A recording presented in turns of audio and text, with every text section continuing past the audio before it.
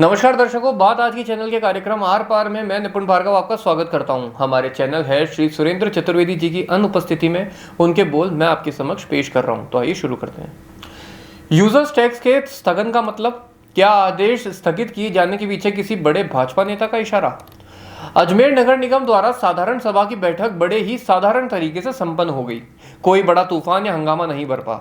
User charge को लेकर भाजपा और कांग्रेसी पार्षद अंदर खाने मिले नजर आए। फिलहाल यह टैक्स स्थगित कर दिया गया है। यूजर चार्ज का मसला गहलोत सरकार के समय पैदा हुआ था। तब राज्य में कांग्रेसियों का कब्जा था और राज्य में यूजर चार्ज लगाया गया था। तब भाजपा ने एकजुट होकर यूजर चार्ज का विरोध किया था। अजमेर में भी भाजपा के छोटे बड़े नेताओं सभी ने इस टैक्स का खुलकर विरोध किया था। तब भी अजमेर बंद और व्यापारियों का विरोध सड़कों पर उतरा था। तब भी सरकार को विरोध के आगे नतमस्तक होना पड़ा था। अब जबकि राज्य में भाजपा सरकार है और वही पुराना टैक्स थोप दिया गया है, तब टैक्स दाताओं की नजर में भाजपा नेज़े पर है।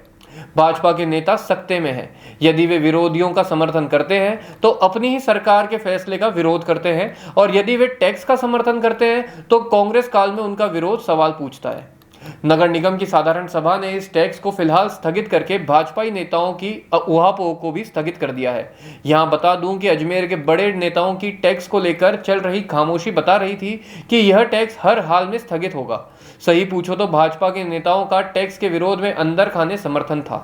वे खुद चाहते थे कि राज्य सरकार द्वारा लगाए इस टैक्स को सरकार वापस ले। जब तक ना ले तब तक नेता कोई बयान ना दे।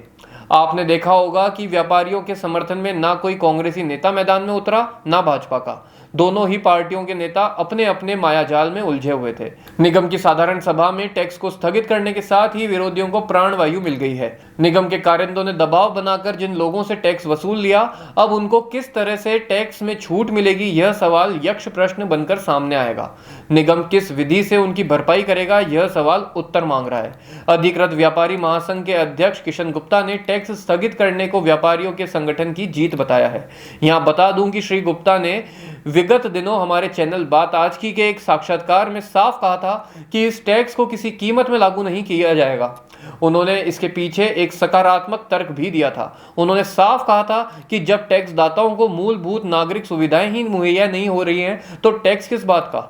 नगर निगम द्वारा नागरिकों को दी गई सुविधाएं ना के बराबर है। बाजारों में शौचालय नहीं है। खास तौर से महिलाओं के लिए तो दूर दूर तक शौचालय उपलब्ध नहीं है। जहां जिनके लिए उपलब्ध भी हैं तो उनकी बदहाली किसी से छिपी नहीं है।